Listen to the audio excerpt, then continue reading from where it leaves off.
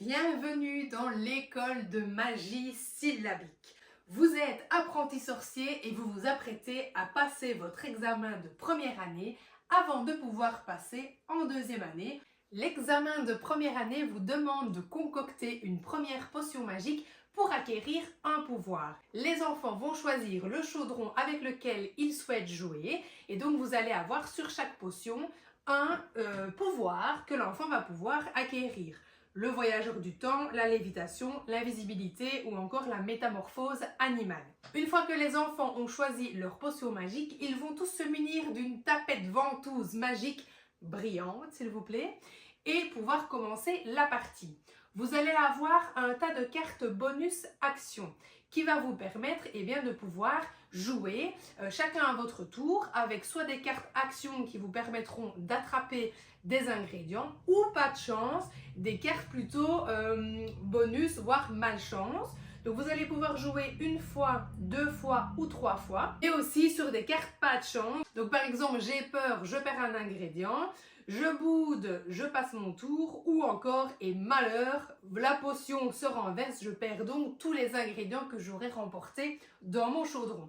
Donc pour jouer, c'est très simple. Je vais retourner une carte action bonus. Admettons, j'ai un sorcier qui tient une tapette, je vais donc pouvoir jouer une fois. J'attrape l'ingrédient de mon choix sur la table, par exemple une potion verte. Je retourne ensuite ma tapette pour regarder quelle est l'image qui s'y trouve.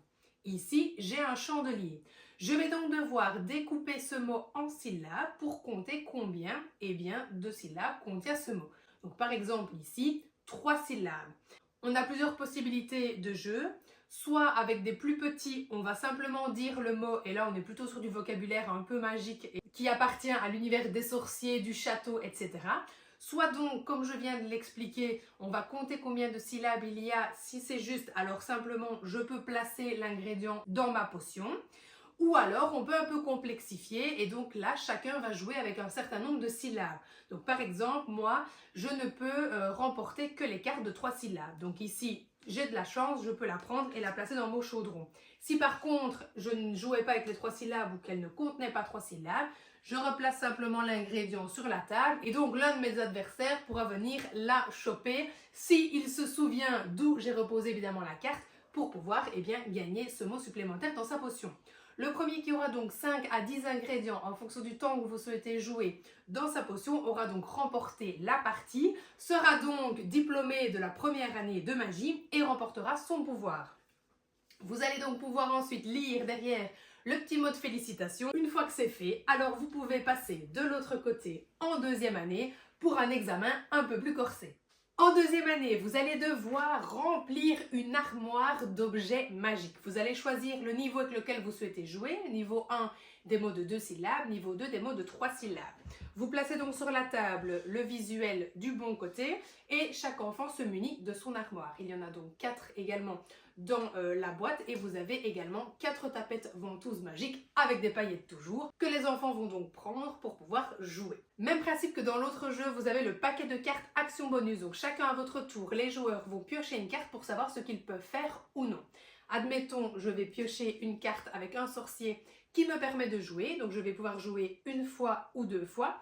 Et dans les cartes pas de chance, j'ai je boude, je passe mon tour, j'ai peur, je perds un objet magique dans mon armoire, ou pas de chance, mon armoire se casse, je perds tous mes objets magiques.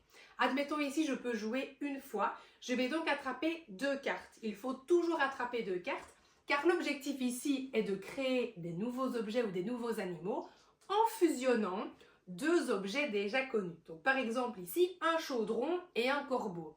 Évidemment, qui dit création d'un nouvel objet ou d'un nouvel animal, évidemment, il va falloir lui donner un nom.